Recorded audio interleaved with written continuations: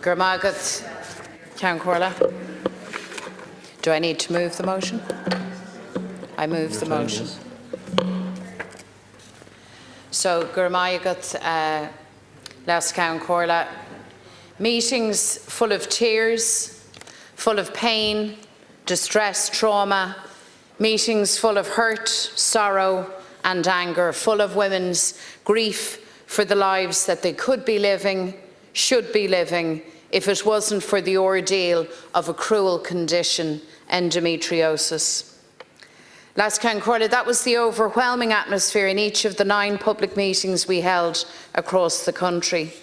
Meetings attended by thousands of women and their families who bravely shared their stories of how suffering from endometriosis and the absence of proper treatment in Ireland has ravaged their lives.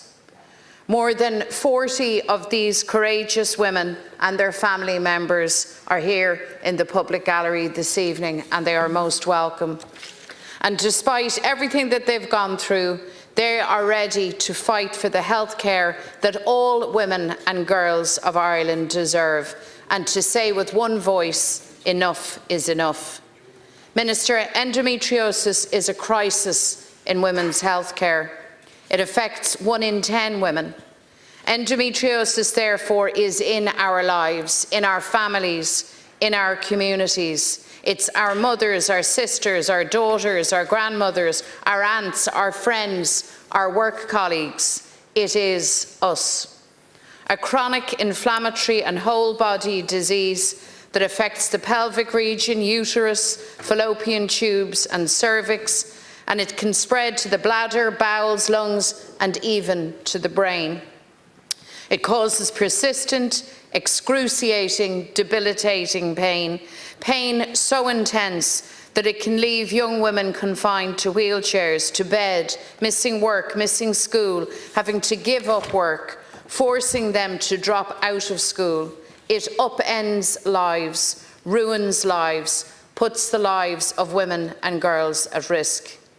The story of endometriosis in Ireland is the story of women denied proper care and treatment, suffering in silence, forced to travel abroad for treatment if they can, and even though it's a race against time, women left waiting an average of 9 years for a diagnosis. So women told us of their experiences of not being believed, being told it's all in your head, being told this is just how it is, that the unbearable bleeding and pain is just part of being a woman, just part of a normal menstrual cycle. Being told to woman up and sent home with a hot water bottle and a couple of Ponston. Women and girls ridiculed, sidelined, shamed, just for seeking medical help. Las Ceann Comhairle, I have been in public life for a long time, but I have never ever been at meetings so raw with anguish and anger. Women sharing their most intimate stories of trauma, hoping to be heard, finally heard. Young women whose condition got so bad they lost their wombs, left with no option but to have hysterectomies, robbed of their chance to become a mammy. Women who stood up and told us that the pain of labour and childbirth without an epidural or any pain relief was a walk in the park when compared to the pain of endometriosis. A mother sharing her story of the night when she again is taken to hospital by ambulance because the pain had become so bad. And even though she was in agony, all she can think about is her young son saying, "Mammy, I don't want you to die. You're the best mammy in the world." And all she wants to do was to hug that child and tell him that he is the best son in the world for being so brave for her. Women are at the centre of this crisis, but endometriosis attacks the whole family. It impacts on children especially. Women told us about the heartache of leaving their children behind as they're forced to travel out of Ireland to seek diagnosis and treatment in London or Athens or Bucharest.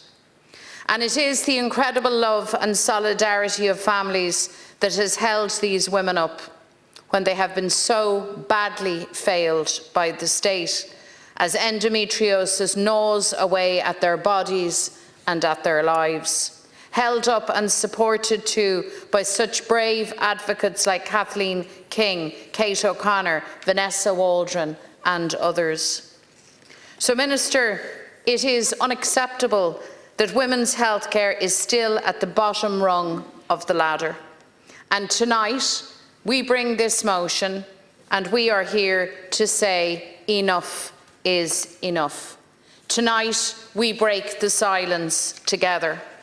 And we are standing together to demand that government deliver a gold standard, multidisciplinary centre for the treatment of endometriosis here in Ireland, because no such service currently exists, so that women and girls are diagnosed quickly and early, get the medical interventions they need, including specialised excision surgery when required. And it is beyond disappointing, in fact it is enraging, that the government, with a shameful amendment, pushes back against the first-hand experiences and real trauma of women. By deleting our motion in its entirety, you attempt to delete the women's and girls' calls for better. It's a shocking amendment, Minister, and it is seen by all of us here as exactly what it is. Because you see, women who have had access to the correct treatment have told us what it means, that they feel reborn, that they got their lives back, that they shared the joy of being part of the lives of their children and their families again, that they could work again, that they could breathe easy again. That is what is at stake. That's what real action on endometriosis can give back to so many women and their families. Curran in Vétros is Jack Banawan asgach denur. Tá an stát ag éoch ar bhaná atá fóca ag folinch, cróite ag Eunice, in Nonantas Coram, Cahi sé seo a ahrú. Ordinary women from across the country flock to public meetings. Women from all walks of life brought together by one thing, endometriosis. Meetings raw with tears, suffering and trauma. But meetings that were also filled with resilience and strength, with determination, with love, with determination to achieve a turning point for the treatment of endometriosis in Ireland, to say no longer will we be ignored, no longer will we be sidelined, no longer will we suffer in silence. And the women in the gallery, and tens of thousands of women at home who are watching on, they are strong, they are united, and they are not going away. 1 in 10 women, that's what this is about. Their health, their futures, their very lives. That's what's on the line. And the government must now finally hear their call, hear and respect their experiences and suffering, and then respond, and respond now. Minister, Sinn Féin held 9 public meetings on the issue of endometriosis over the last number of months, and I attended some of those meetings myself. And I have to say I was shocked when I heard a lot of the stories that were told by women. I listened very carefully, and I watched many of them as they cried in the presence of family members. The collective trauma in the room really just caught me by surprise. And I have to say that the message from these women of feeling ignored, of feeling dismissed, of being offered substandard care, for me was truly shocking. What was also shocking was the amount of women who told me that not because of choice, but because of necessity, they had to travel abroad. There was a 27-year-old woman who had 3 surgeries, one of them in Ireland, and then had to travel to London for a radical hysterectomy, and most of her, a lot of her organs were unfortunately taken out, and it was a really traumatic experience for her. And the very same women, 40 of them here in the public gallery, were in the Sinn Féin party room earlier on, and I got chatting to some of them. And I have to say, they did find the amendment that was moved by yourself as offensive, because nowhere in the amendment, Minister, does it really capture what these women feel. It doesn't capture the substandard service. It doesn't capture the fact that there is no pathway for a diagnosis for many women. It's too late in many cases. There can be misdiagnosis, mistreatment, substandard care.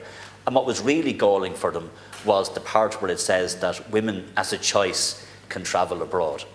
We've had far too much of that when it comes to women's healthcare, and it is not a choice for these women. And they felt heartbroken for those women who travelled, very often travelled on their own. In some cases might have had 1 or 2 family members with them.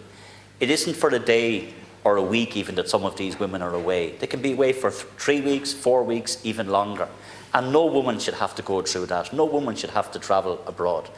I met with and I spoke with masters of hospitals. I met with specialists who deliver this service, and all of them put their hands up and said that we are not providing the care that we should. There is an awful lot more that needs to be done. So, Minister, I'm appealing to you when this motion is finished and this debate is finished. Go and talk to the women in the public gallery. Hear their message, because if you heard their message and listened to their voices, I guarantee that you would do everything possible to provide the centre of excellence which is needed, to make sure that we have specialist training programmes, to train the surgeons, to train the specialists, to provide the gold standard care, the excisions which are necessary, as opposed to some of the substandard treatments that these women are getting. And as a male, can I finish on this?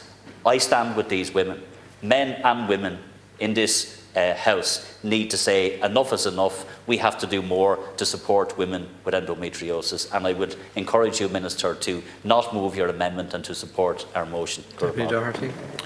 Minister, the neglect needs to end, the failure needs to end. Endometriosis affects so many women, and like others, I've been attending meetings across different parts of this country, and I've heard some harrowing stories. But there's also a constant theme in all of it. No matter where you are in the country, it is that they feel that they have been abandoned by the state, and they have. They feel that they've been ignored, dismissed and talked down to. But there's also in those rooms stories of imaginal strength, determination, as they told us how they fought for years for what should be basic health care. A young woman from my own county in Donegal shared her story with me of her experience of trying to access endometriosis health care in Ireland. Having experienced symptoms since she was 15 years of age, she attended her local GP and Letterkenny gynecological department, only to be told that there was nothing wrong, but the pain never went away. She had MRIs, she had ultrasounds, she got a referral to urology, where she had a cystoscopy, and it was carried out, subsequently clear. She was told everything was okay, and still the pain never went away. After years of living with that pain, in 2021, she was prescribed antidepressants, and she was told it was all in her head. And still, the pain never went away.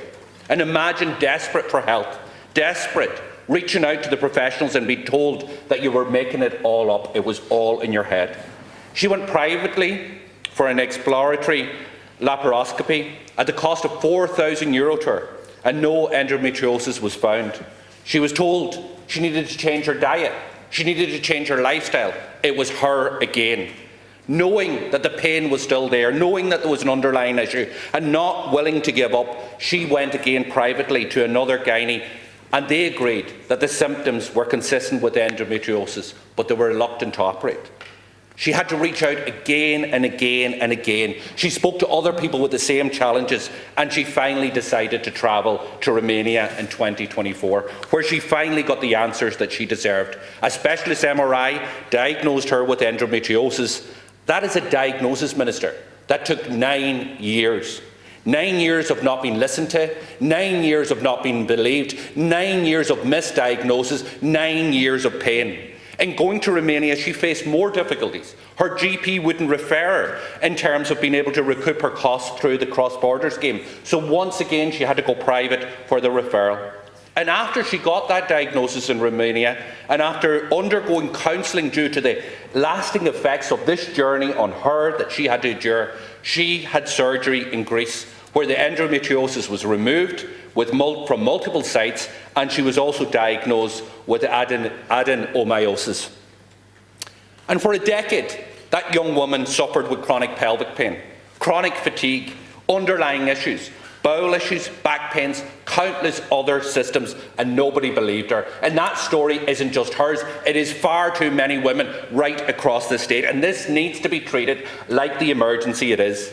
Too many times women are being failed, too many times they are not being believed, too many times they have to travel abroad, and it has to come to an end. There are other stories I could recall to you. A story of another woman, again failed by the system in this state, had to travel privately outside, and she got her diagnosis. She was told there were cysts in her ovaries. She cried, Minister, but she didn't cry because she needed emergency surgery. She did not cry because she had cysts in her ovaries. She cried because for the first time somebody believed her. For the first time somebody believed that she had endometriosis, somebody believed, and that there was a plan in place for her afterwards. This has to come to an end. I said at the start, the neglect has to end, the failure has to end. We need to start listening and believing our sisters, our mothers, our aunties, our nieces, our daughters, and we have to put the care that they deserve in place. Deputy Farrell. For too long, and I'm sure you agree that for too long women's health wasn't discussed. It was seen as something that was secretive or indeed embarrassing. And I think that as a result of that, we've had a situation that for decades women's health care has been totally and utterly neglected. And this isn't exclusively for women with endometriosis, it's been for a whole range of things. But this needs to end. And Minister, especially as you're a woman, I would appeal to you to see what this motion says, what these women have told us needs to be done. And it's coming from the expertise of the women that are around us here today. I'm conscious of time, but what I want to do is relay one lived experience of women, because I think of a woman that had contacted me. This woman now has stage 4 endometriosis. She was diagnosed in March 2023 at 36 years of age, having suffered terribly with this illness since she first got her period at the age of 11. She was in and out of hospital, suffered loads of misdiagnoses, and even was told that it was muscle pain, or she said some rubbish like that. Minister, I ask you to listen to these women. Deputy Byrne. Minister, in May I hosted a public endometriosis meeting in Drogheda. Since then, my office has been inundated with women contacting me by phone, email and in person. Gemma is one of these women, a 32-year-old nurse from Louth, and she has asked me to briefly share her story with you. My symptoms of endometriosis were prevalent from the first period I had. The bleeds were heavy, excruciatingly painful, causing me to regularly miss days of school. I had scans, there would be cysts, I would be sent home and told to take more pain relief. I would vomit, faint from pain, and I was told that this was normal and part of being a woman, so I grew up believing this was the case. Working as a qualified nurse in Dublin, my symptoms worsened and I paid privately to see a gynaecologist. During this appointment, I was told I was too young to have endometriosis and a D&C would probably fix me. This was a completely unnecessary procedure. I moved to London for work, saw my GP and was booked in to see the gynaecology team at a specialist centre. Only then did I receive my diagnosis and suddenly my life made sense. I'm almost 8 years into my diagnosis. I've had multiple extensive surgeries. I've completely lost the function of my bladder and I've been catheter dependent since 2019. My bowel stopped working a year ago and I needed urgent surgery in May of this year to create a stoma. I'm under the care of a specialist pain team, receive infusions every 12 weeks to help me manage my pain. I regularly need admissions to hospital where I am treated with dignity and care over here. I'm now on the waiting list for another surgery which will be more complex and will involve the urology and colorectal team. In March this year, due to my illnesses, I had to leave my job as a clinical nurse specialist nurse. I would love to move home and have more support from my family around me, but this is not an option without the adequate healthcare women require in Ireland. Gemma is the voice tonight for the women in Louth and the women in Drogheda that have contacted me. I commend their bravery and thank them for their courage and trust in us to be their voice. But government need to listen to these voices tonight. Riley. Government need to end the suffering, end the silence, and shame on you all if you don't. I'd like to welcome all the endo warriors who are with us and their families. I want to commend them for their fight. I want to commend them for standing up, and I want to also offer my sympathy to them because I know that many of them came here tonight in pain. Minister, you know you should withdraw the amendment. You know that it is wrong, but just in case you're under any illusions, I spoke to these women, and these are the words that they use to describe your amendment. They call it sickening, they call it inaccurate, and they call it insulting. So press on, Minister, with an amendment that is sickening, inaccurate and insulting, if you will. But know that as you do that, you do it to the women in the gallery. Minister, I was diagnosed with endometriosis when I was 24 years of age. I was lucky because I got an answer to what was wrong with me, or I thought I had, why I was always in so much pain every month, why my husband had to lift me up off the floor when I was crippled. I went to the doctors for help, I went for assistance, and I was gaslit, Minister, gaslit. Bit like your amendment, I was gaslit. I was told, would you have another baby? Would you chance another baby? That might help. Do you know what? Would you give the Marina Coil a go? Sure, that might do something for you. Well, you know, is it uncomfortable? Is it uncomfortable? No, it was bloody agony. And I will never, ever forget the way that they made me feel. And I shared that experience because it is a collective experience. Minister, you know that your amendment is wrong. You know that it is shameful. You know that it is sickening and insulting. And you know it because these women are telling you. It is shocking that almost 30 years later, precious little seems to have changed. Minister, withdraw your amendment, work with the opposition and deliver the care that these women need and deserve. Thank you. Minister. The first thing I want to do is thank you for the work that you are doing with and on behalf of women. It is wonderful to see so many different parties, so many different voices, male and female, articulate the female health experience, because every single person here knows that it has been overlooked. Every single person knows that experience of telling a story and not being listened to and not being believed. I completely respect those experiences, and I have no interest whatsoever in engaging in politics around something as important and as serious as this. What I am interested in is service delivery and the quickest possible way of ameliorating and fixing and making good the sheer lack of service delivery for women's health that has been there for so long. There have been important advancements in the last 5 years. There is an important programme happening now, which is a different way of listening to and respecting women. I can't make up for the previous experience, but what I can say is, as the first female Minister for Health for a very, very long time, I have a very, very strong commitment to delivering services that are going to make a difference in people's lives.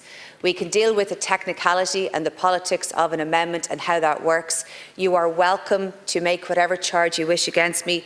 I am not here for that. I am here to take steps forward on service delivery, to make some description about what has happened, to discuss what needs to happen next and how we might deliver that.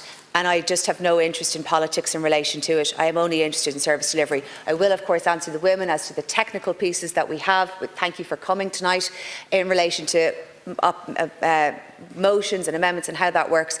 But I really am interested, as first female Minister for Health in a very long time, who, by the way, also has friends and families and constituents describing to me the pain in their lives, the pain in their bodies that they are living with and have lived with for so long as a consequence of endometriosis, and in particular undiagnosed endometriosis, and what that does for their mental health as well. So I share all of the stories that you have told are so important that they are told on the floor of the Dáil.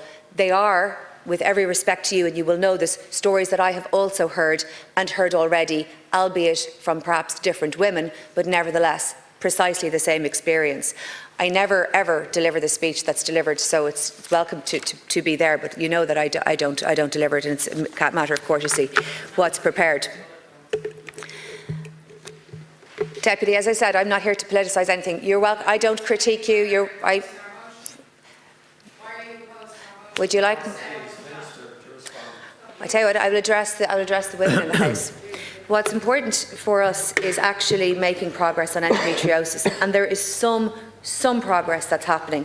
First major difference that we have, and this does not account for the many years of underinvestment and under-recognition of women's health, is that we do have a dedicated women and infants health programme. Now, that has made some difference in relation to how maternity services are conceived. We have more work to do there. Some difference in relation to how menopause services are conceived, and we have more work to do there. And some difference in relation to endometriosis, and we have more work to do there. We know, of course, that endometriosis is one of the most common gynecological conditions. How this was under-recognised for so long is literally beyond me, when there are so many women presenting with such consistent symptoms. But we know and we recognise it, and while our motion doesn't go through the physicality of that in the same way that the Sinn Féin motion does, I totally understand that. I totally understand that. There are a huge range of very, very difficult symptoms, and there's also asymptomatic endometriosis, but there is a different spectrum of experience. And the divergence is important, that we listen to all of those experiences, but it's also important that as Minister that we're responding to that complete spectrum of experience, some of which can be responded to at GP level and others need specialist intervention services, and I have to try to make sure that all of that is there. Now, since 2021, we have invested over €5 million to expand specialist endometriosis services to provide treatment for women with moderate and complex endometriosis, and there's an additional €2 million this year to continue to do that.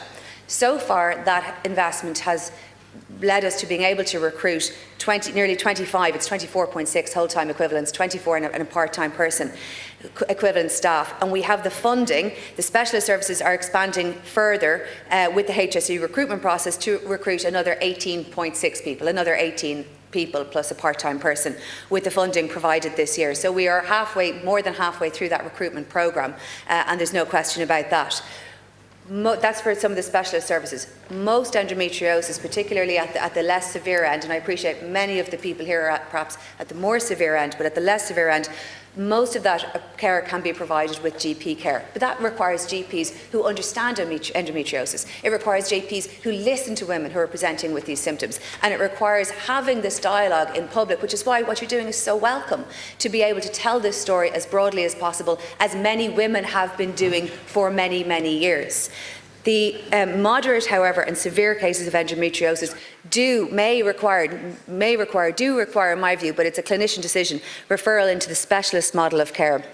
Now, at the moment, as you're aware, there are two, one in Dublin and one more recently in Cork. And I visited the Cork one, and I've spoken with the nurses and doctors there. I've spoken with some of the patients there and understood their care pathways and where that has yet to go.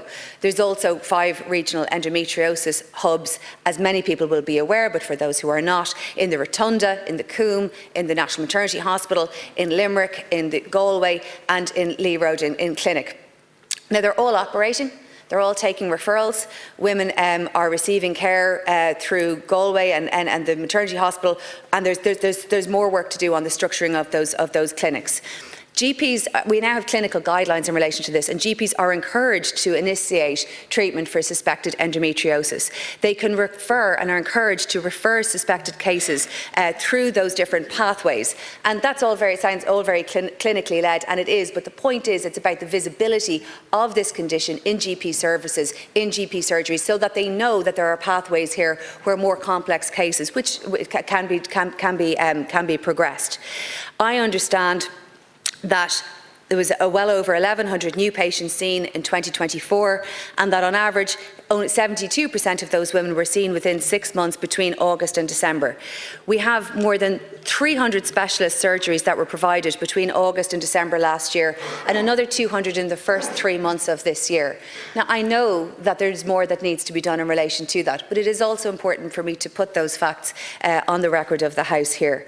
Women with endometriosis may also be on other gynecology waiting lists, and that is also important.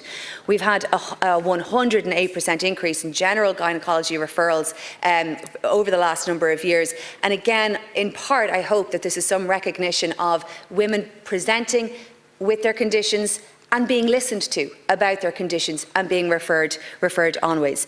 But I can say that although there has been very significant investments since 2021, it has enabled twice as many women to be referred to our gynaecology services, with more than 80% of women waiting less than 6 months. As a woman, that's still not enough.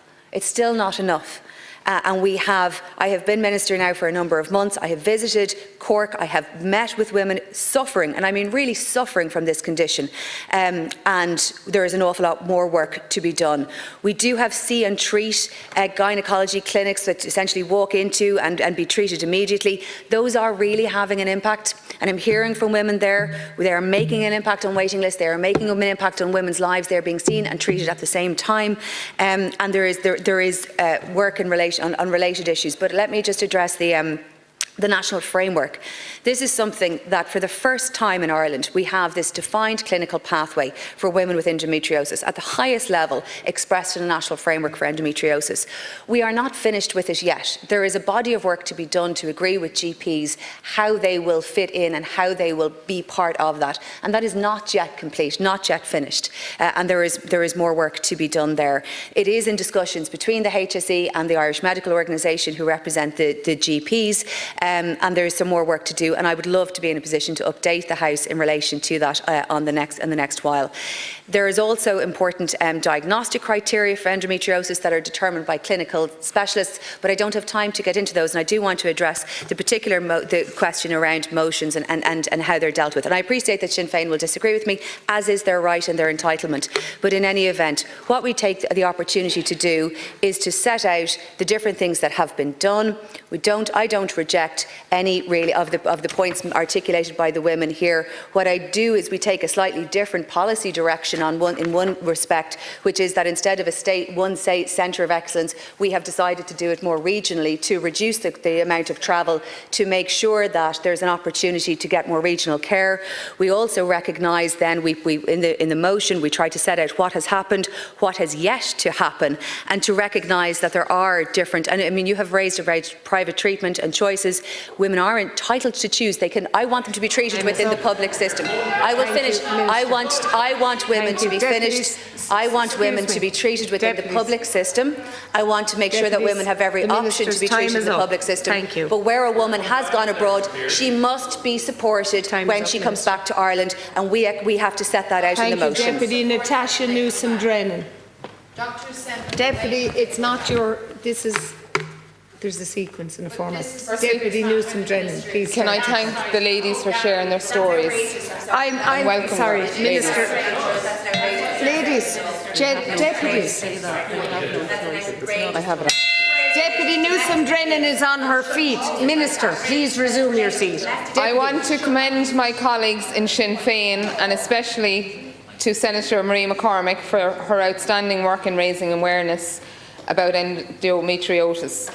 Minister, if we ever needed a clear-cut example of how women are treated as second-class citizens, we need look no further than the treatment of those suffering from endometriosis. Despite 1 in 10 women having this condition, there is currently a 9-year delay in diagnosis.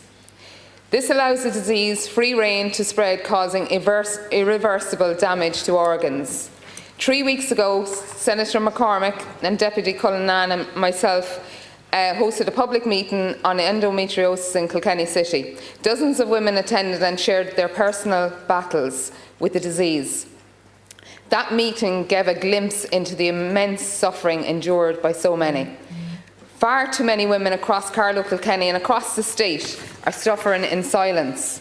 Repeatedly, we heard about the delayed diagnosis, misdiagnosis, inadequate care and denied access to proper treatment. These women spoke of Ireland's utter lack of treatment options and the devastating impact on their personal lives. I heard from one mother whose teenage daughter has been forced to drop out of all sports due to the crippling impact of the disease. There are countless teenage girls across Ireland whose parents are being told by doctors that it's all in their head. They're blowing it out of all proportion, that it's just something teenage girls go through. Minister, these outdated methods from doctors are an insult to women of Ireland. They are devastating the lives of these young girls and resulting in high rates of absence from school. Not only do we need adequate treatment, but we also need awareness in schools across Ireland to ensure teenager girls are not suffering in silence, that they know that they are not alone, that there is support. One thing that has echoed in the voices of the women in the gallery: they do not want to travel abroad. They do not want to have their operations or treatment. They want to have them here in Ireland. Your time is up. With support from their families.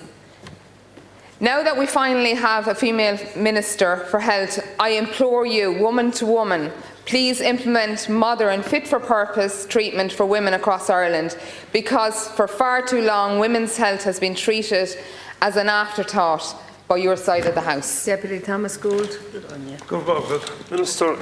There are women and girls in the gallery tonight. I spoke to some of them earlier and listened to their stories. I was in Cork a few weeks ago where I attended a meeting where people told their stories. They were horrific, Minister. And Minister, here I am now, a man 6'5", talking about women's health and women's period pains, and I have no idea. Minister, I'm asking you, Please. I'm asking you because I think you're a decent person. Don't let the bureaucracy, don't let the department, don't let men in this government tell you about putting in an amendment. You should be backing this amendment wholeheartedly. You should be leading the way. These people want you to lead the way. As a woman, as a Minister for Health, you have the ability to do that, Minister. And I would implore you to do it. There are girls who've given up sport. There are girls who can't go into school. There's an education that's needed here. There are girls and women who can't go to work every month or are out of work for long periods, who've lost their jobs, who've lost their friends, who've lost because they haven't been able to go to things, they haven't been able to socialise, and they've been trapped in their rooms in pain. So, Minister, for all these girls and young women, what we're proposing tonight doesn't come from Sinn Féin. It comes from all these people up here who live this every day and their families who live it. I'm asking you to withdraw your amendments and to run with this bill. Minister, there are things where politics, we politically disagree on a lot of issues. In this issue, can we not come together? Can we not park the politics and say for once and for all, let the women of Ireland be listened to, because for far too long they were sent home to suffer in silence, but no longer, Minister. Deputy Donick O'Leary. A meeting that Deputy Gould was at, and going to political meetings since I was 17 or 18, and I've never left a meeting more shook than I was by that meeting. Some of the stories would make your blood boil, they would break your heart. The accounts of the pain, and I think most of all,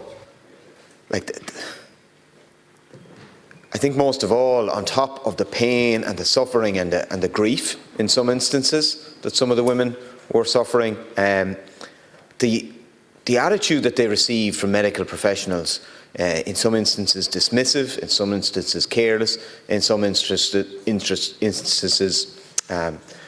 just frankly heartless and lacking in compassion completely, totally dismissing what these women were going through.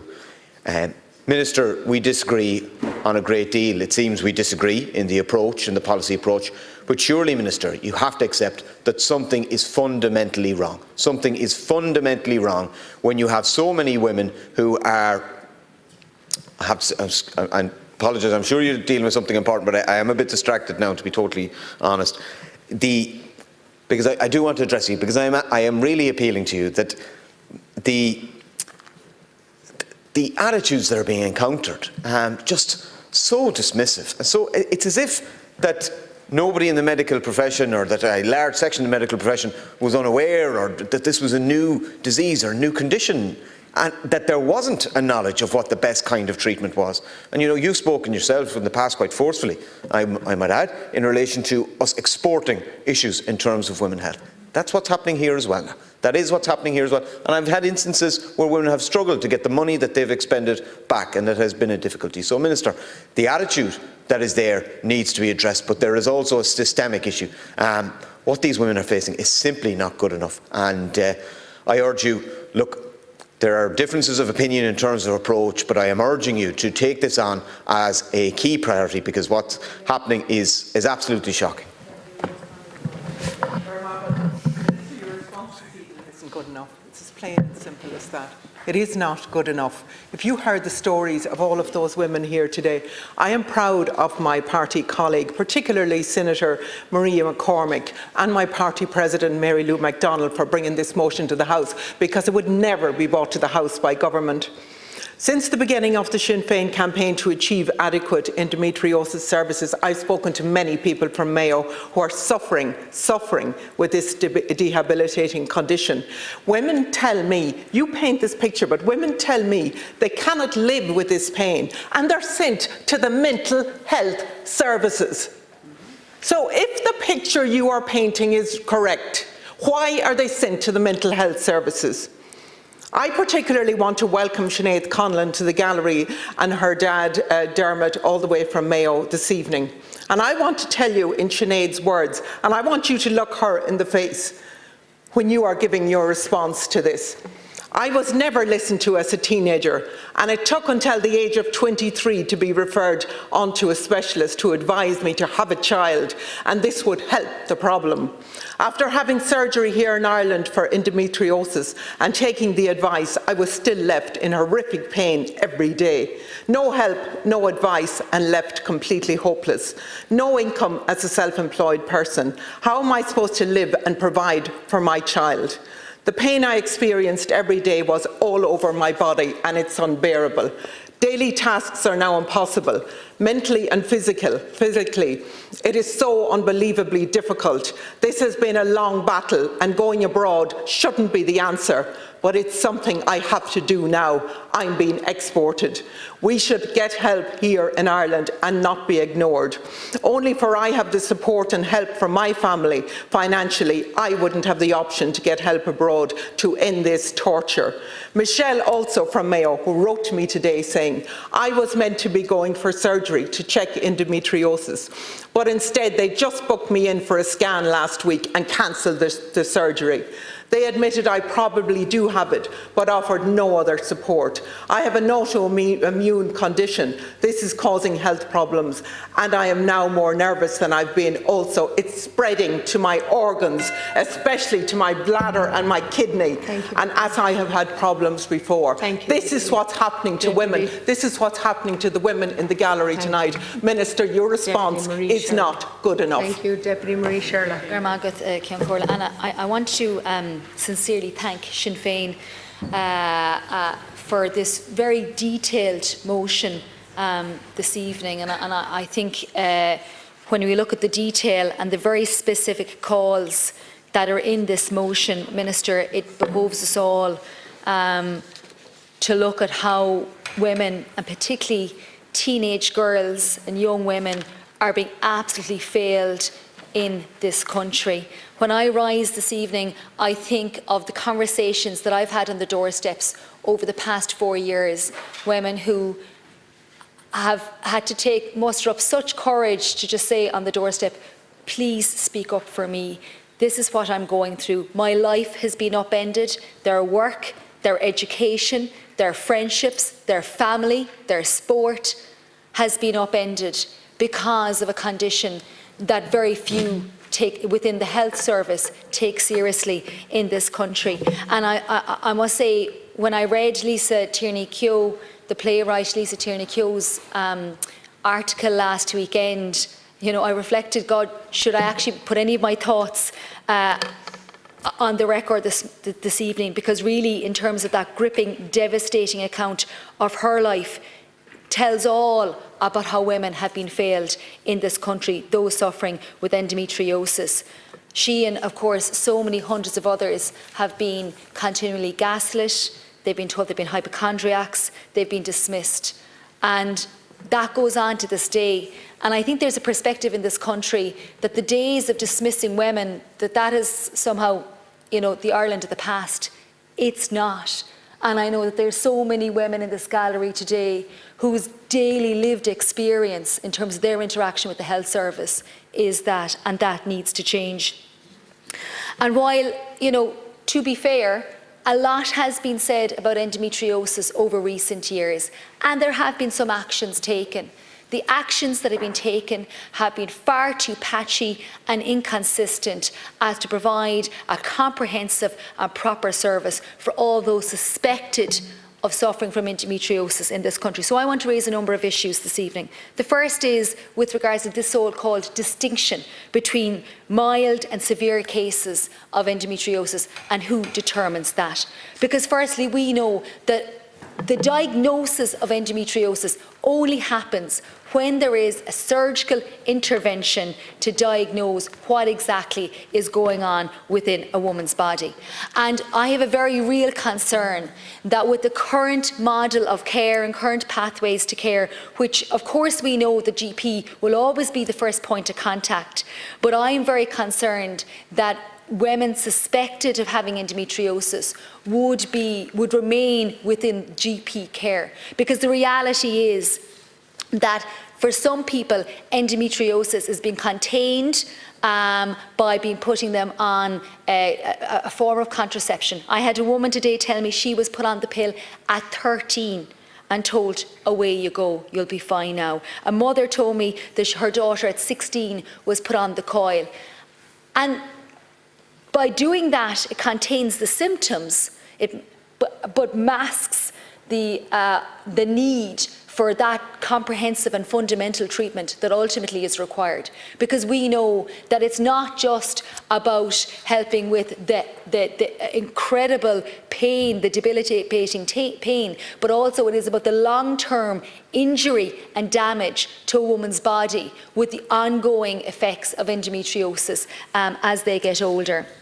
And there is a reality here that we have to make sure that women, if they're suspected of having endometriosis, that they are directed into the specialist hubs that have been established. But to those specialist hubs, and look, they're very welcome that we now have 5 specialist hubs. But the reality is, of the 50.2 whole-time equivalents, only 24.6 are filled. And not only that, but in the 2 big centres in both Tala and in Cork, the reality is that for the Munster region alone, that we've only 1/3 of the staffing in place. Now, I know, Minister, that efforts are made to try and recruit accordingly, but the reality is that for those even in place, that they're not working full-time on those multidisciplinary teams are not working full-time to those hubs, but are also having to work in other areas of gynecology, urology, and what their other specialties are. And the reality is that we need a full-time,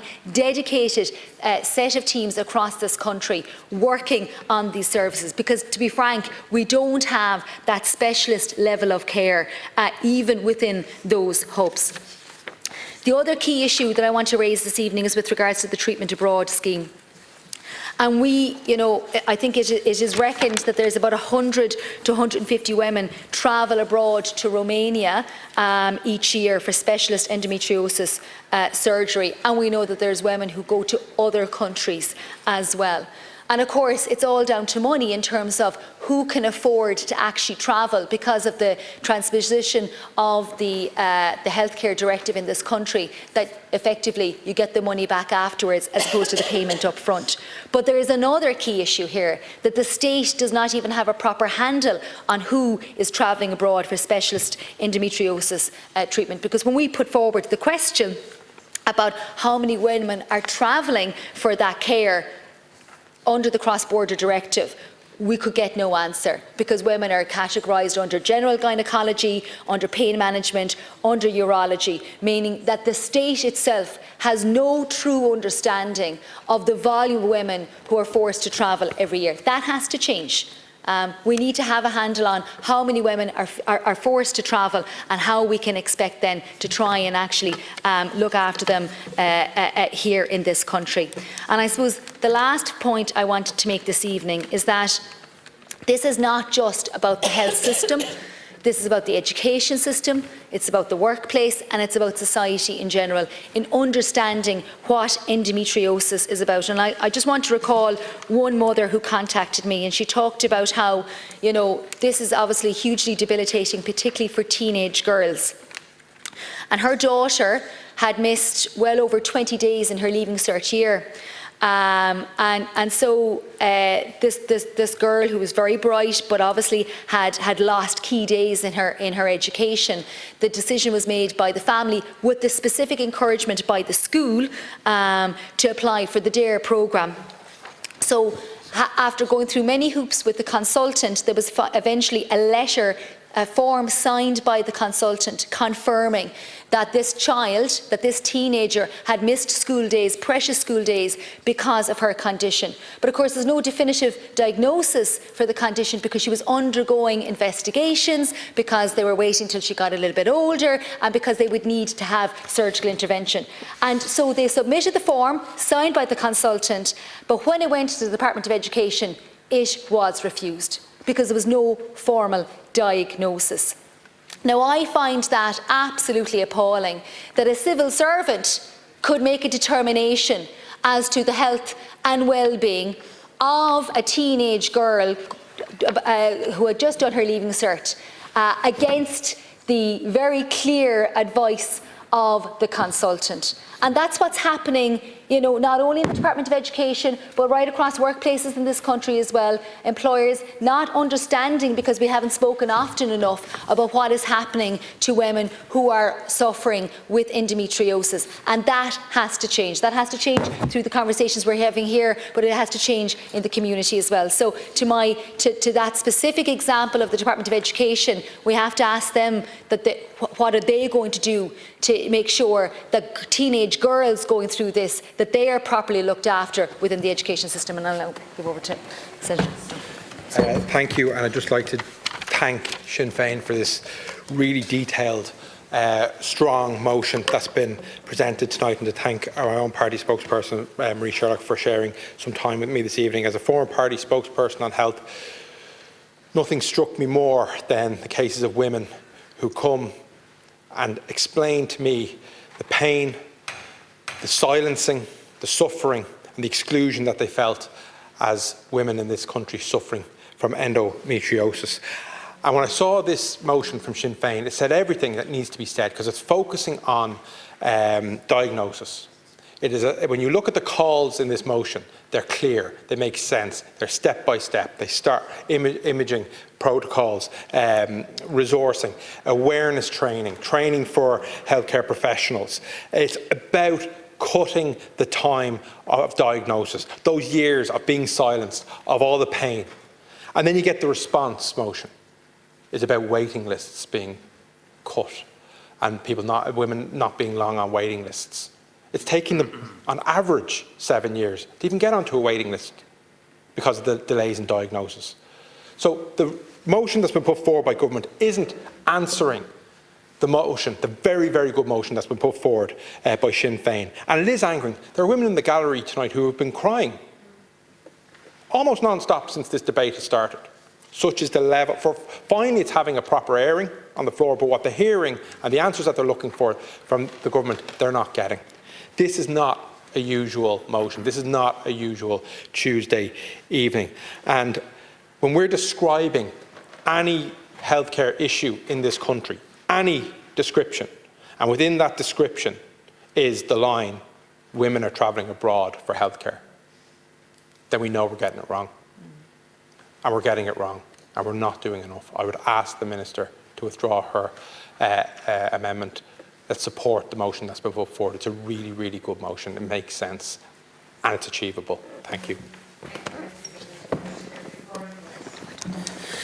I too would like to thank Sinn Féin for this motion and for putting a spotlight on this important issue.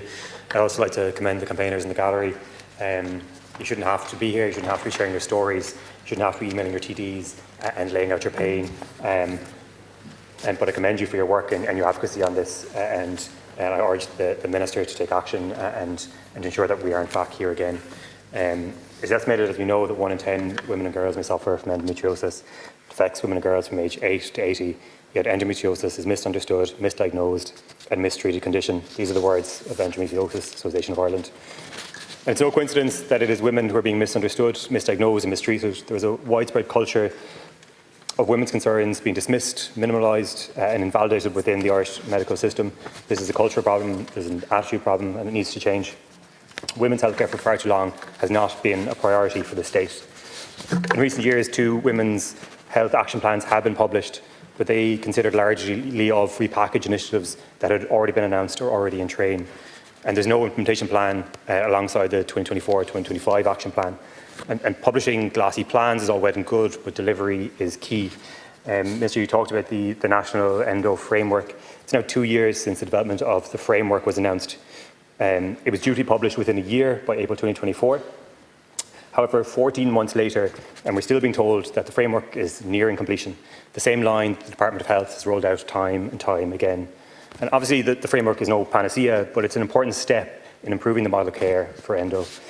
Even at the most basic level, it would provide us with proper data on disease prevalence, because what gets measured gets managed. Like others, I want to just share some of the stories that have come to my office in recent times. Last week, I heard from Dr. Rachel Marie O'Connor, a physician who recently underwent life-saving surgery for endometriosis. Like so many women, she had to go abroad for treatment. For a decade, Rachel endured excruciating pain of her undiagnosed endometriosis. She was repeatedly prescribed antibiotics for UTIs, but Rachel never had a UTI. She had bladder endometriosis. When she eventually got an appointment with a consultant gynaecologist in Ireland, she was told that her endometriosis was too advanced for the Irish medical system. The waiting list was 1 to 3 years, so Rachel was forced to travel to Poland for treatment. Once she was there, she discovered the true severity of her condition. Because of a decade of misdiagnosis and mistreatment in Ireland, Rachel's endometriosis had spread beyond her reproductive organs. It turned out that she had been living with multi-organ damage for almost a year, and her organs were failing. In Poland, away from family and friends, Rachel had to have major surgery to save her life. Had her endo been diagnosed and treated earlier, this would have not been necessary. As Rachel said herself, no woman should have to leave Ireland or empty her life savings to receive the care her own health service should provide. Like so many women before her, the state turned its back on Rachel, exporting the problem. Rachel is now fighting to ensure that no woman had to suffer the same fate. Minister, she sent you a concise proposal outlining the ways in which early diagnosis, early recognition and referral pathways for endo could improve if the political will exists. I would therefore ask the Minister to consider the proposals carefully, and it would be great if you could meet her. I also received another correspondence from a constituent, which I'd like to briefly share with you. This is a woman who's just 18. She had been suffering from endo since she was 15. Her pain was often chronic, leaving her bedridden and unable to move. She described it like feeling like her insides were being stabbed.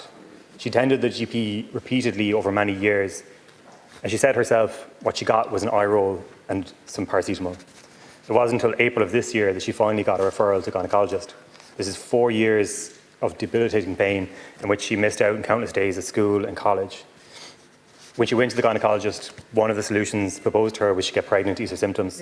This is unacceptable, Minister, but it's the reality of care in this country. Ultimately, Minister, we need the framework, we need better care, and that starts with better understanding of crucially health services. Thank you, Ciarán Comhairle. I want to thank Sinn Féin for bringing this motion forward today, and I want to welcome everyone into the gallery. Minister, here we go again. Like, at what stage are we going to provide women with the support, with the health care, with, you know, the care and attention that they deserve? We're in a situation where we are failing a generation of women all over again. 1 in 10 women suffer from endo. Like, we're sending them overseas, we're ignoring their symptoms, their pain, their trauma. We're telling them essentially it's in their head, or suck it up, or here's some aspirin, you know, off you go home now and continue with your lives. But that's just not possible. And I think probably the worst part of it is women aren't being believed, just not being believed when they're going to their GPs, or, you know, in crippling pain, and being ignored, you know. And I just can't believe we haven't learned yet. We haven't actually, as a society, as a country, we haven't taken on board all those other previous instances and times where we failed women. And here we are doing it again. I just want to read, a constituent of mine sent me this email, and actually I think her email could far outweigh any speech that I could give tonight. So to date, endometriosis has cost me a future where I could see having a family of my own. I may never be a mother, despite best efforts and emotional, financial and physical stress through self-funded IVF for many years now. Endometriosis has cost me days and days off work from my job, and luckily I have a good employer and I can work from home. I really feel for those that have jobs that will not allow for this crippling disease. I've been ignored and pushed aside for so many years. I pleaded with consultants to believe that I was in crippling pain for 10 days every 21-day cycle. I had 11 days of respite if I was lucky to feel normal. I advocated for myself, I self-diagnosed, I urged consultant to listen to me and to get a treatment plan in place. I've lost an ovary, the disease destroyed my ovary. The disease also nearly took away my bowel. I now live in fear that this disease will take it in the near future. Endometriosis has taken away and cost me too much. I can't attend classes I've signed up to, I can't attend birthday parties, weddings and family gatherings a lot of the time. I had to tell, I told you so, when the consultant debriefed me after my surgery to tell me how scary the surgery was and how badly ravaged my insides were. I look normal and healthy from the outside. I vomit with severe pain before I join work calls and spend time presenting to my colleagues. I have chronic fatigue, migraines, and these are my day-to-day. Imagine not being able to go into the Dáil tomorrow because you have a flare-up. You're bleeding so heavily you can't stand straight due to the pain and nausea. Imagine not doing a school run, having a child's birthday party. Imagine a consultant not believing you when the equivalent pain of a ravaged ovary is being stabbed. Imagine being in so much pain you can't stand and you won't go to A&E because they won't believe you, or they'll just say it's just your period. I'm in this position now because for years and years we've been told there is nothing wrong with us and our disease has festered. Fertility and endometriosis have taken away joy, fertility, love and much more. Ireland has also not had my back. I've had zero support. Please be a government who finally take action and believe us, get behind us, empower us, invest in us. Please don't let us down. Thank you. Deputy Jane Cummins. And I'm thankful to Sinn Féin for bringing forward this motion this evening, and I welcome all the people in the gallery. And yet again, here we are in Ireland, and women have to talk about the most private things in public again. And I mean, he was here earlier talking about child sexual abuse in Ireland, another secret that kept for so long. In the course of time being here, I have spoken so many times in this Dáil about issues that affect women and children in this country, and I just cannot understand how we keep repeating the same thing over and over again. I suppose we need to be looking at and seeing the effects that this has on people. And it's very hard to follow my colleague Deputy Whitmore, the email that came out because from her constituent, because you know the lived experience of people is why it's so important that it's here. But having to talk about these things is so painful and probably very traumatising for people again and again. I remember reading the brilliant book Invisible Women by Caroline Criado Perez, which says that endometriosis affects 1 in 10 women, and yet it takes years to diagnose because women's pain has not and never has been taken as a priority for medical research. In Ireland, the average time to receive a diagnosis is 9 years. That's 9 years of pain, turmoil, physical and emotional, and because it's not just the agony, it's the fact that nobody's believing you that you're in this agony is so difficult for so many women. And I suppose the fact that our whole health system seems to just ignore women time and time again is compelled by the fact that it takes 9 years for a diagnosis. I suppose, you know, understanding and listening to people's stories, what I'm hearing is that it affects every aspect of life. their social life. If you're in agony, you're not going to be able to go out and enjoy yourself. So then, you know, you're not going to be able to continue your schooling, your education, your work. And it's not good enough that an employer might be very reasonable. The fact is, people should be supported and healthcare should be available in this country and not travelling abroad. And we've seen that echoed throughout healthcare for women again. And I suppose from the motion, I was so shocked that we would have to be calling for proper healthcare and surgeries and training, like it's 2025. Do you know what I mean? I don't know, maybe I'm just naive as a new TD thinking, oh, well, surely this has happened, but I'm just shocked that a motion would have to call for that.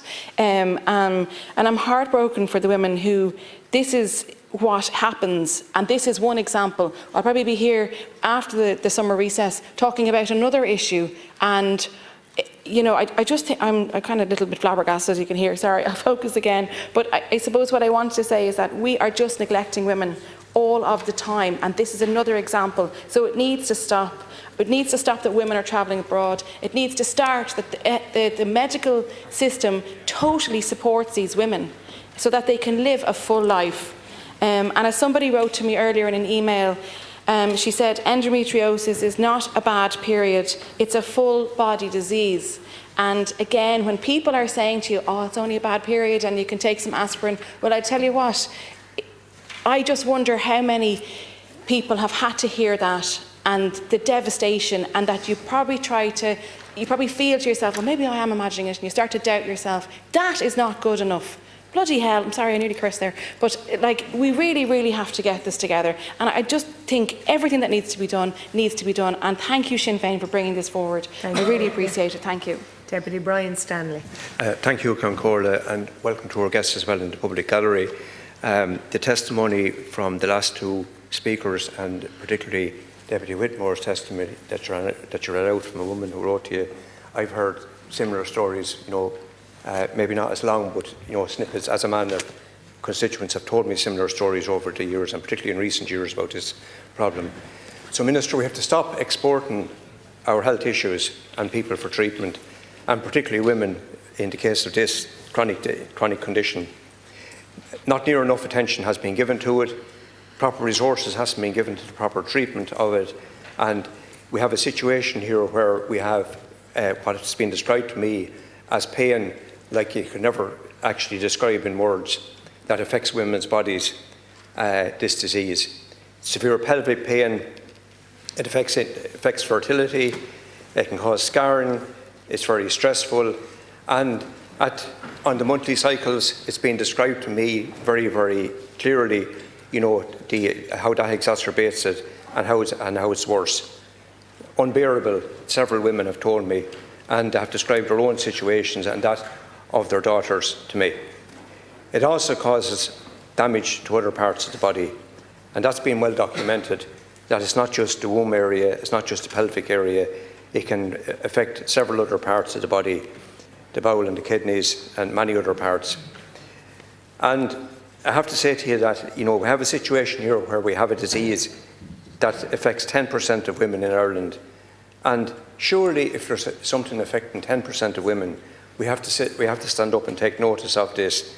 And the fact that the average waiting time is 8 to 9 years, it's unbelievable that that's happening, and how this has been let run for so many years.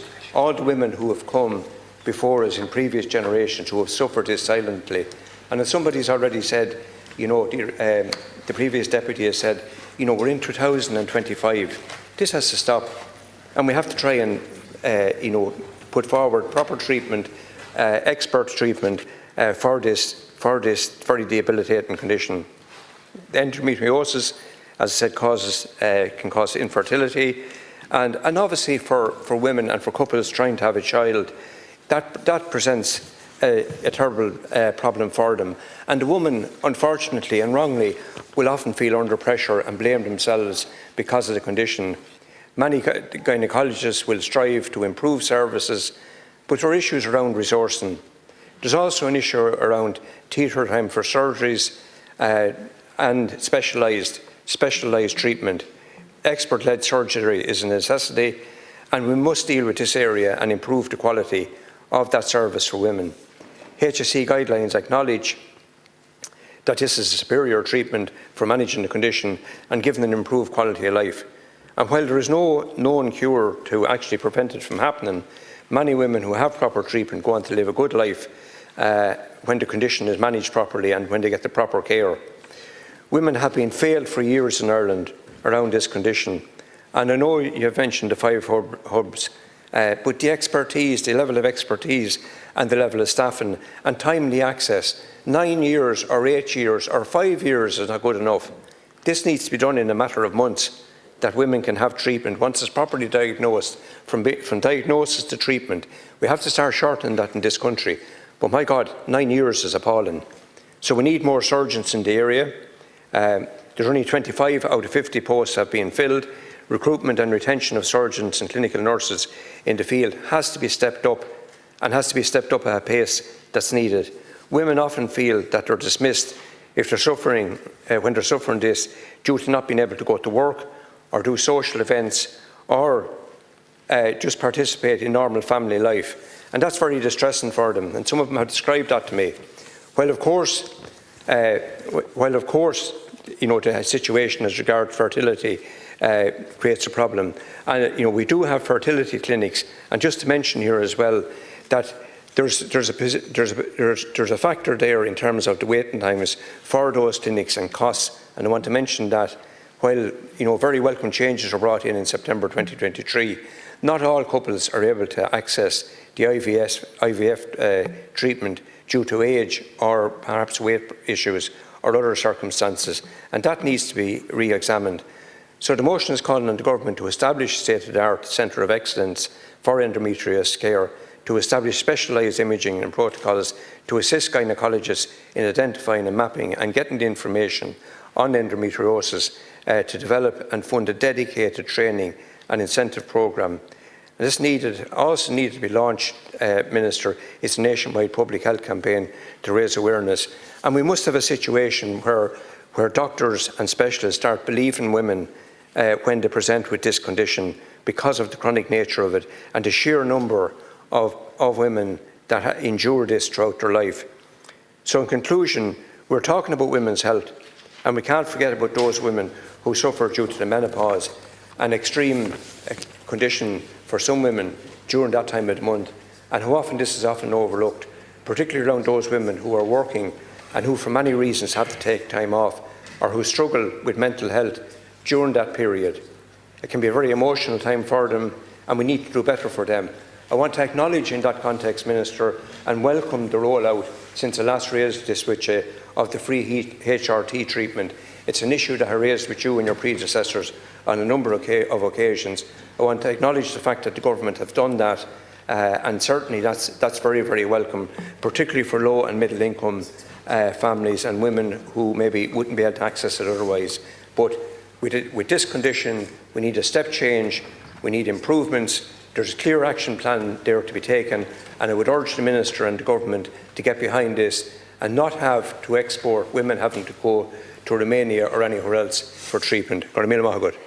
Deputy Paul Lawless. And firstly, I want to welcome the motion brought by Sinn Féin, and indeed welcome the visitors in the gallery, and welcome the Minister here as well to this very, very important debate. And I read the motion, and we fully support this motion. Indeed, we have done quite a lot of work in Aintu in relation to this. And you know, I think it's really important that the lived experiences of so many women across Ireland are brought here to the floor of the Dáil and in front of you, Minister, as well, because the fact is that endometriosis is not a minority condition. It affects 1 in 10 women. Indeed, there are more women who suffer from endometriosis in this country than there are people with diabetes. And yet many of those women suffer in silence. Indeed, many women have endometriosis for several years, and it goes undiagnosed, Minister. So, and I want to raise the story of Holly Barr here today in the Dáil. Holly Barr is a young woman from Kildare whose harrowing journey and endometriosis experience, I think, is worth raising here today, Minister. for Holly, the delay nearly cost her her life. Misdiagnosed for over a year and told she had anxiety and depression, despite all of the symptoms, despite pain, vomiting and digestive issues. At 26, her bowel perforated due to an undiagnosed bowel endometriosis, and she needed surgery as a result. And unless she had that surgery, she would have died. And that is how significant this is. And the idea that Holly and hundreds of other women across this country were told it's in your head is deeply, deeply wrong. And that is the lived experience of so many women across the country. They suffer in silence, they suffer, they go to their GP, they go to the A&E, and they go to the consultant in many cases. And in some cases, they're told, it's in your head. And that is why, Minister, we have actively worked on this issue, and we've raised with you on so many occasions the national framework. And the national framework is a key piece of guidelines and framework that will actually provide a pathway for women, and indeed provide a pathway for GPs as well, a referral pathway that is critically important. And Minister, my understanding, and I would like you, Minister, to make a statement on this in your next exchange here in the Dáil, but Minister, my understanding is that there is great difficulty at the moment within the HSE and the GPs to bring that framework to the next level. And my understanding is that the GPs are yet to engage with the HSE in relation to this. It's critically important that is introduced. And I would like you to make a statement in regards to where that framework is now and the next steps to bring that into fruition. I want to also commend the work of my colleague in Aintu, Melissa Byrne from Kildare South, who's done tremendous work in relation to this. Indeed, we hosted the Endometriosis Association recently in Leinster House in the AV room, and I was really struck when we had the association in, the level and the volume of constituents who contacted me with really, really harrowing experiences. Indeed, many mothers contacted me as well. And the overwhelming stories that I have heard is that, and this is really concerning, Minister, what's happening to so many women is that they present with difficulties, they present with pain, and in some cases, the pill is prescribed. And that obviously has a benefit in terms of the pain, but it also has a masking impact. And as a result, there is a significant delay around the actual diagnosis and therefore treatment. And I think this needs to be seriously looked at by this framework, that, it is totally unfair that women have to wait 10 years in many cases to actually get the diagnosis that they deserve. And it's only then at that point that they can go about the treatment that they need as well. And I do appreciate this is a very difficult condition to diagnose, but it simply cannot be the answer in this country, where we simply put young women and young girls on the pill, and where they only realise that they actually have this disease. In many cases, when women are in their 30s, when they're seeking to have children, and then they realise that they have this disease. And in many cases, Minister, this is actually a huge problem, to be honest. And actually, there is a significant amount of women who undergo IVF, and through that process only subsequently realise that they have endometriosis. So, there obviously is a very significant impact as well in terms of, day-to-day, the work experience for many women. Indeed, since I raised this in Leinster House, Minister, I've had hundreds of women contact me who state that it's incredibly difficult to go about their lives during particular times of the month. So, Minister, we very much welcome this motion. We very much support this motion. But I think it's really important that the government don't just counter-motion this particular. This is too important. The women here today, and I hope you get a chance to meet the Minister, listen to their experiences. It is too important an issue to simply put in a counter-motion and forget about this. I want to see you address this issue with urgency.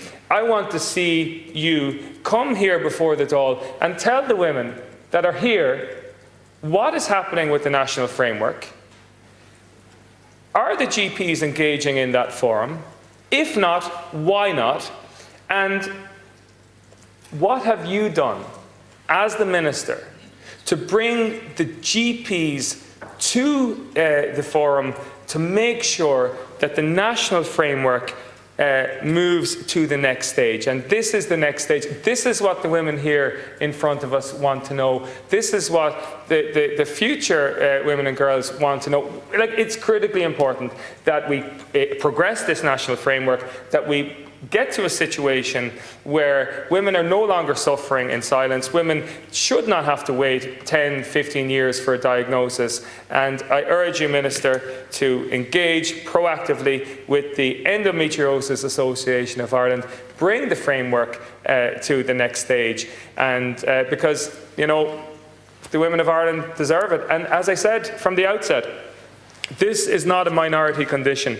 It affects 1 in 10 women, more than the people of Ireland that suffer with diabetes, and yet there are so little information. There's a vacuum of information, actually, and I think that is why, one of the reasons why. And when you speak to women across the country, there's a significant variation in terms of how what their treatment pathway looks like, and that is why I'm so keen, Minister, that we progress the national framework, that we have a standardised system, and we get to the bottom of this for the women across Ireland.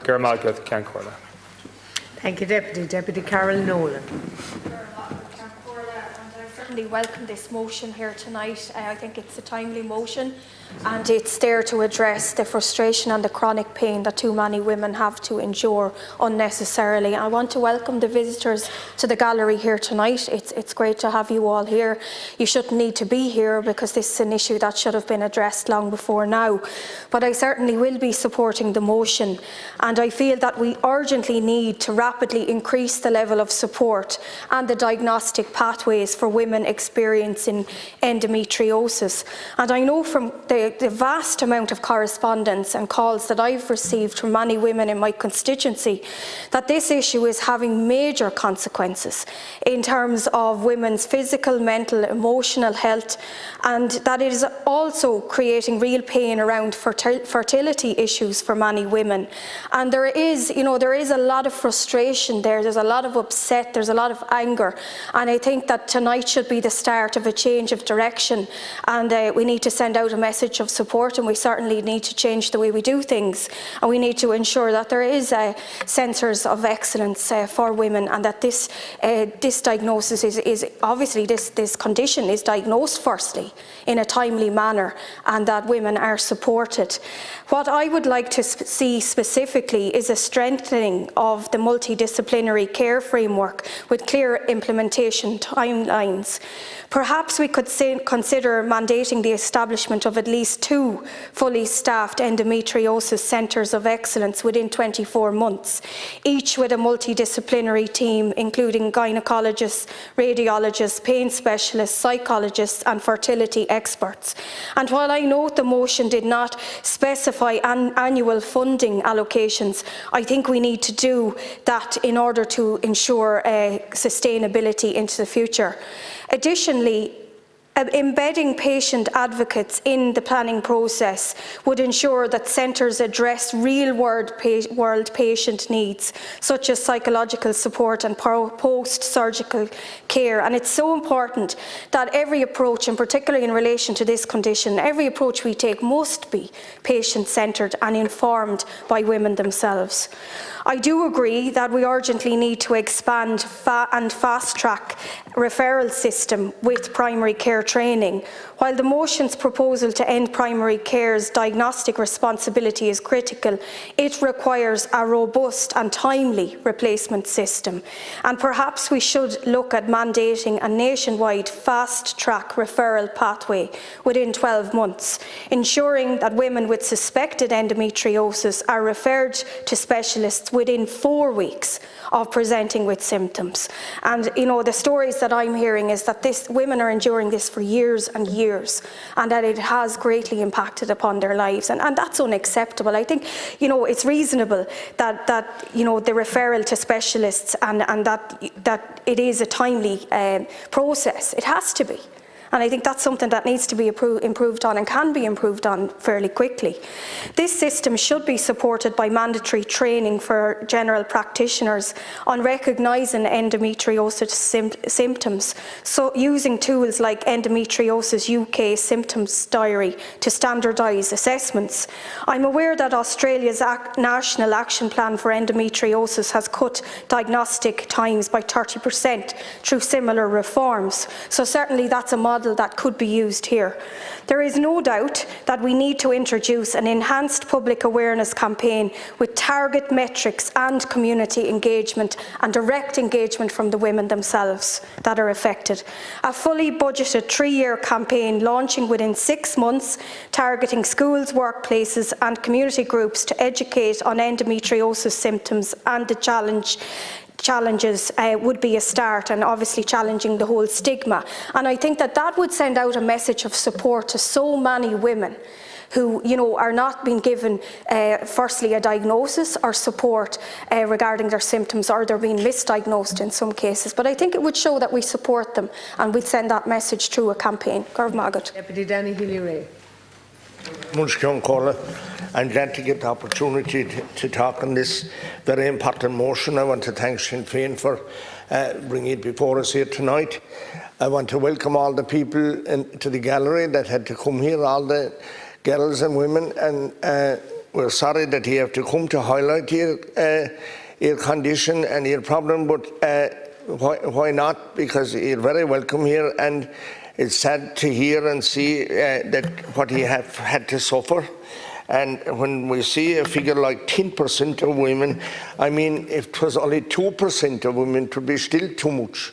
I mean, pain, or anyone suffering pain, that's absolutely a no-no, and we should do everything possible to ensure that any women that present with this endometriosis is seen after as a priority. And I was appalled when I had someone of the speakers here saying that people are often frowned upon, that is in their head, or that they're only imagining it.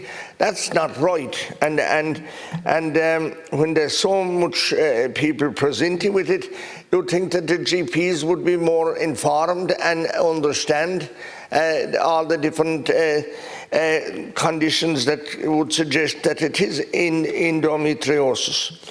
I'm appealing to you, Minister, you're a woman, and Minister Troy beside you, and the government, to do whatever is necessary to see after these people. It galls me to hear that maybe people in times gone by, women in times gone by, had to suffer pain when families depended on the mother so much and the woman in the home, and we all do, and we have to appreciate them and see after them. And look, this is a very serious thing. You have to prioritise it, ministers, and ensure that whatever is lacking or whatever is falling down, or where we're falling down in our, whether it is our GPs, whether it is our consultants, whether it is our hospitals or whatever, this has to be prioritised. It is going on for long enough. When we hear that the women that came before us suffered in agony and suffered in pain and suffered silently, that's terrible. I feel for anyone that has pain, and it happens from time to time, and I know people that passed on suffering fierce pain, and 'tis the last thing that we want to hear is anyone suffering in pain. And it's not fair with all the things that we have today and the affluent society that we have, this matter will have to be seen after and taken care of. And again, Minister, you're a woman in Cabinet, and we're looking up to you to sort out all of the health problems, but I'm asking you to prioritise this endometriosis problem that the women have, and to sort it out as soon as you can. And I'm appealing to you not to oppose this motion or think of any other amendment. We have to work together to ensure that this is sorted out, and that all these girls here, there and everywhere there's a woman that if they're suffering and this is needs to be treated, it should be treated first and foremost, and ensure that we get better, move on from the times that people were suffering in silence. Again, look, there's other speakers. Thank you. And that concludes our speakers. We're back to the government, and I call on Minister Robert Troy. Can I speak for 1 minute? Sorry, am I entitled to speak for 1 minute, or are we agree with that? You can share with Minister, but well, it's not the normal. But if you wish to, if the ladies in the gallery, it is at my discretion if the Minister wishes to address. But it will be the shared time with Minister Troy. There'll be no extra time if you wish to speak. On behalf of the ladies in the gallery, this is a very, very important topic, and I think you appreciate that. So you don't have an objection. Thank you. Minister. I greatly appreciate that. It's a 10-minute slot, Minister. I greatly appreciate that, Ken Corla, and it is most unusual for a member to be allowed to speak a second time, so I greatly appreciate it. And it is to answer move the amendment, which I do very reluctantly, and the only reason that I do so is because, and I don't wish to criticise the motion which has been put forward in the best of faith by Sinn Féin, but there are a number of parts in it which we cannot allow to stand on the Dáil record, which are specifically clinical decisions, which are very important and may be relevant in many cases, but not all cases, and are absolutely for the discretion of clinicians in the field. And there is some contradictory elements around not wanting women to choose, but also travel abroad, but also providing funding for women to travel abroad. So I don't wish to be at odds or disagreement, and as Deputy Healy-Rae said, I don't wish to be in any way at odds with the House on this, but neither can I allow clinical decisions to be on the record of the Dáil. I think it's also important to recognise that, and I don't wish to speak across or speak to across Minister Troy, whose voice is just as important as anybody else in this House, who is a male minister in the House, and I appreciate your discretion. Ken Corla. Thank you, Minister. She was given the discretion, which is unique, to speak twice. Can you explain what clinical decision that you have an issue with? Yes. Thank you, Deputy Doherty. This is absolutely... I thought that you were going to be a bit humble and actually believe the women and be a bit respectful, but actually stand up with this nonsense. Maybe Minister Troy will address the issue. Minister Troy. The rest of the time is yours, Minister. Ken Corla, I thank you for facilitating me to speak here today, and I welcome the visitors in the Dáil gallery. I recognise the profound and adverse impact that endometriosis can have on the life and health of women affected by this chronic disease. It is one of the most common gynecological conditions in Ireland, and difficult to determine exactly how many women are impacted. I thank the people who contributed to the debate so passionately tonight. There is a long pathway to diagnosis for many women, and long-term follow-up care, including specialist pain management and psychological support, may be required. Recognising the wide-ranging impact of the condition, multidisciplinary teams have been established to deliver holistic, women-centred care. These include specialist. I'm sorry. Specialist consultant roles. Minister, excuse me, Minister. Stop the clock, please. Deputy. This is a debate. There is a structure and a format. Out of respect for the visitors in the gallery. I am the only person. Excuse me while I'm speaking, Deputy, please. I just let the Minister, you have 10 minutes afterwards as a party. Let the Minister speak uninterrupted for the benefit, or not, as the case may be, but allow the people to hear the debate, please. Well, Thank you. watching the reaction in the gallery because they know as Sorry, Deputy. Deputy, you know what you're doing now is wrong, so I'd ask you to stop interrupting the Minister, please. Minister, continue. Restart the clock, please. This is where we are going with it. These will include specialist consultant roles in colorectal, urological and radiological, along with women's health physiotherapists, dietitians, psychologists, specialist nurses and healthcare assistants. Recruitment for these funded posts is actively ongoing to further expand specialist capacity. The Minister for Health and the Government are committed to promoting and improving women's health outcomes, including the expansion of specialist services in endometriosis. Our commitment is spelled out very clearly in the programme for government. And I accept some people wish the programme for government to be implemented, a 5-year programme for government to be implemented in 5 or 6 months, but that is not possible. The HSE National Women's and Infants Health Programme has led on the development of the National Endometriosis Framework and on the expansion of existing endometriosis services. The HSE has advised that they have shared an agreed framework with the IMO on the 7th of July just gone by.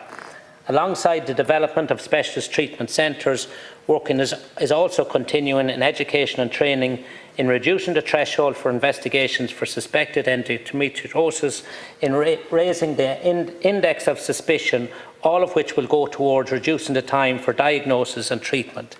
The diagnostic criteria for endometriosis are determined by clinical experts in the field.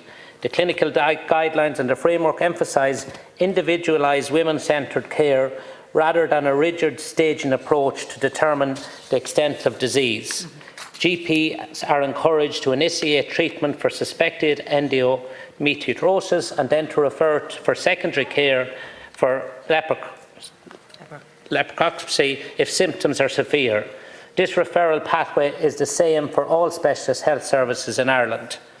While the national framework for endometriosis is still being finalised before publication, it is important to note that specialist services in regional hubs and super-regional sites are operational and taking referrals. The defined clinics at Galway and the National Maternity Hospital, while accepting referrals, are not yet fully developed to the same level as other hubs. Services are expanding as recruitment progresses for the outstanding posts.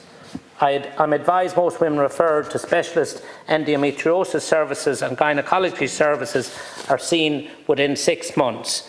I do accept that previous speakers have said this is not the case, and the Minister has taken on board the views that I've expressed here this evening and will look into this further. These services are being continuously expanded as recruitment continues with funding provided this year. I know many of the posts that have been funded are not yet filled. Most of these unfilled posts relate to new funding allocations in 2024 and 2025 to expand our existing endometriosis service. The HSE recruitment process is in progress for these 18.6 whole-time equivalent recently funded posts.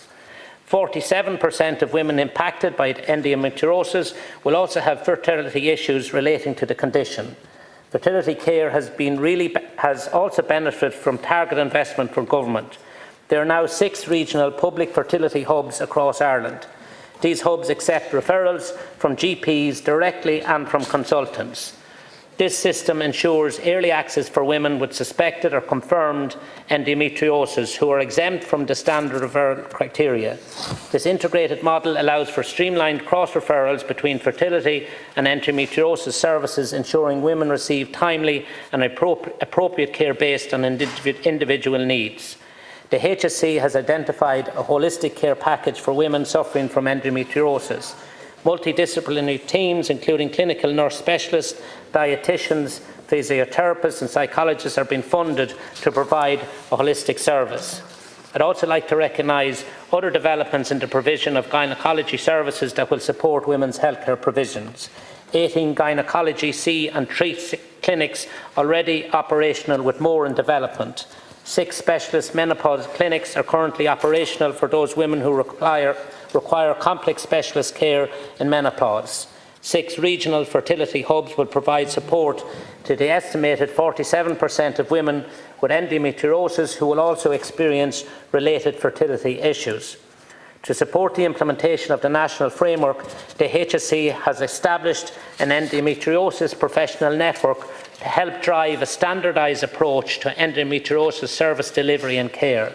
The HSE National Clinical Guideline for Management of the Endometriosis was also published in March this year.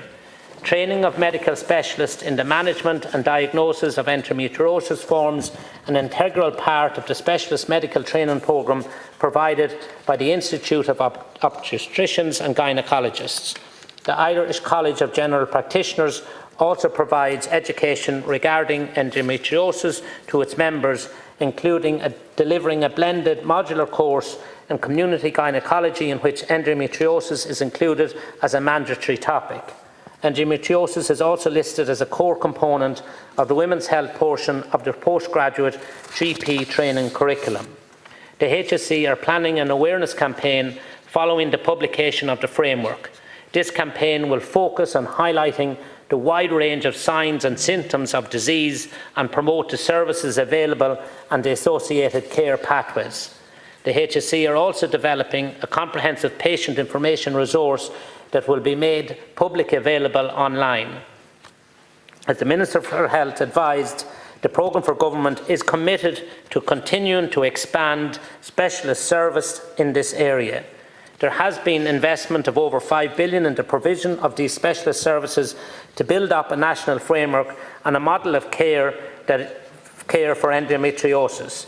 This is very much the beginning, but it is clear from listening to the contributions here tonight that more work needs to be done to continue and to broaden this support for women suffering from the impact of this life-changing condition. The government is committed to promoting and improving women's health outcomes. In recent years, there has been significant investment to improve, reform and stratify our gynaecological services. This process is ongoing and includes the development of gynaecology clinics, specialist menopause clinics, regional fertility hubs and endometriosis clinics. Through the continued implementation and establishment of these services, our model of gynaecological care and the focus on women's health is being changed for the better to meet the needs of women accessing these services. Thank you. Deputy Shona Nirali. The courageous women in the gallery tonight who've bravely shared their stories with us today and over the last number of months. Women who have been forced to travel abroad due to the neglectful health system of this state. A system that has told young girls to get pregnant to stop their periods, allowed their mothers into debt seeking treatment abroad, a system that has referred our women to mental health services instead of gynaecological ones because it's all in their head, a system that allows women to go into septic shock on the floor of a hospital waiting room, all while there are state-of-the-art facilities available across Europe. A constituent in South Kildare wrote to me recently, like so many other women, when Sheena first made contact with our health system because of excruciating pain, she was told that that was normal. Her experience dismissed outright. After seeing 4 specialists and paying $3,000 out of pocket, she finally got a diagnosis. In that time, she's had to leave work, and on numerous occasions, her partner and children looked on helpless and sick with worry. She was left in the dark by doctors about a string of other related symptoms. The only insight and guidance she received was from women like herself in online forums. She counts herself one of the lucky ones. Another constituent endured 9 IVF procedures and 2 miscarriages before receiving treatment abroad. And yet another constituent emailed me just today to tell me that she waited 20 years for her diagnosis. This is absolutely shameful. We need to take a long, hard look at ourselves and the system of care that we provide women in this state. Women are told to put up and shut up by a system indifferent to their suffering. It's high time we start taking women's pain and women's health seriously. We have a horrifying track record in this respect, stretching back to the foundation of the state, and it is a living history. With the recent collective trauma of the cervical check scandal hanging over Manana Heron, along with a litany of other injustices, including HRT shortages, lack of proper menopause care, ADHD misdiagnoses, there's a moral question that must be deeply considered. For just how long is this government willing to let women suffer? Women with endometriosis are simply in too too much pain to fight this fight alone. Tá sé anam inéistíocht ceart a dhéanamh I gcuireadh sláinte na man in éireann. Ní féidir le neamhord a dhéanamh a bhfollingt a thuilleadh. Thank you, Deputy Féin O'Sullivan. Gurmata Ceann Comhairle fáilte roimh man an héirna tá hús an teanach tá céad mhaile fáilte roimhse. Like most men, Minister, I knew very little about the silent problem of endometriosis until we held a meeting in Arklow recently for the Wicklow Wexford constituency, and certainly it was an eye-opener for me. I'm sure it would be for most men and for many women as well. We heard so many heartbreaking stories, one after another, of women not only having to battle with chronic excruciating pain, also having to endure the trauma of having to fight for a diagnosis in the first place, fight to be listened to and fight for adequate treatment. That's simply not good enough in 2025. No one should be forced to fight to be believed, to be diagnosed or to receive proper care. The Arklow meeting was full of harrowing accounts from women who had been suffering in silence. We had stories from 3 generations in one family, mother, daughter, grandmother, granddaughter, such as my own political assistant in my office, Nicola, who was from County Wicklow. She spoke of her symptoms from her early teens and had her first surgery at the age of 16.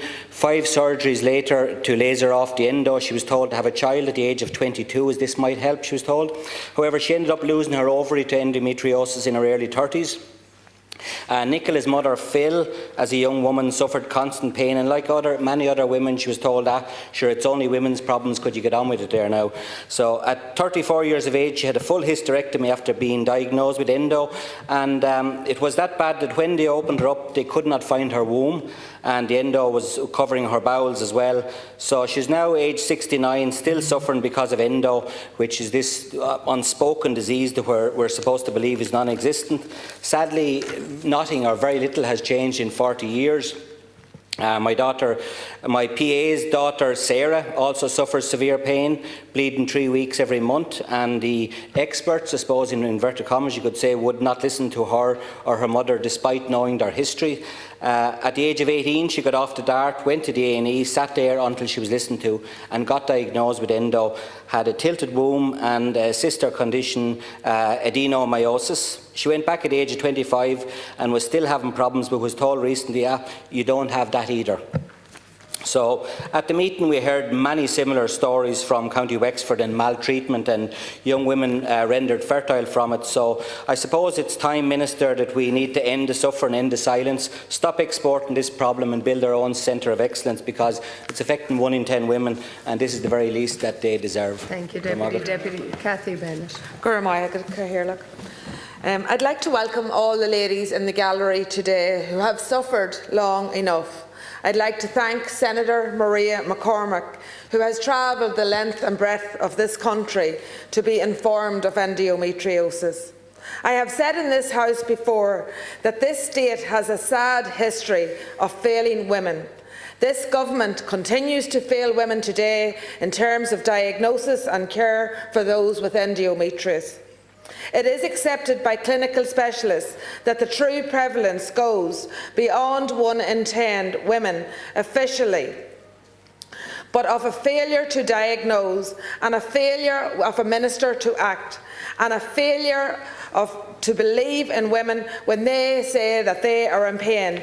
These failures have led to 9-year delays in women being able to access adequate treatment.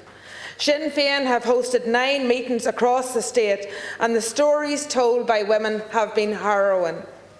Women dismissed and not believed and told to go to invisible endometriosis hubs. Women have been told to do this that have travelled to England. Why would they do this if the treatment was here in our own country?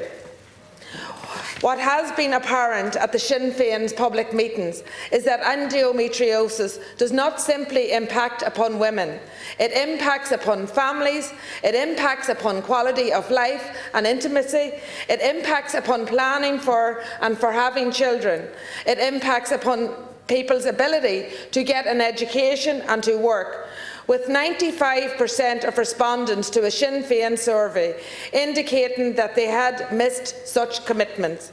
Sinn Féin recognise these impacts upon women, families and our society.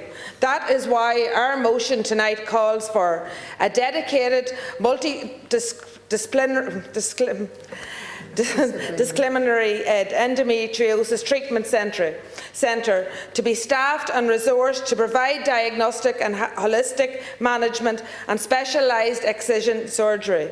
We want to see a gold standard surgical mismanagement for this agonising condition. Unfortunately, the Government's amendment tonight represents anything but that. I am, in fact, disgusted by it. With reference to women who choose to avail of private treatment abroad, Minister, women do travel abroad for healthcare for chronic conditions, but they do not travel abroad to enjoy this as a trip.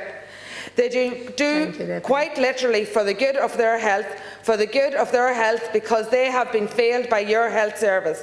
I call on all deputies to support this Sinn Féin motion, and Minister, you should withdraw such a callous and uncaring amendment and listen to the stories of many women that are suffering immediately. Deputy David Cullinan. Ministers, never have I seen a debate where the Minister's speeches were so far removed from the reality of women and their experiences.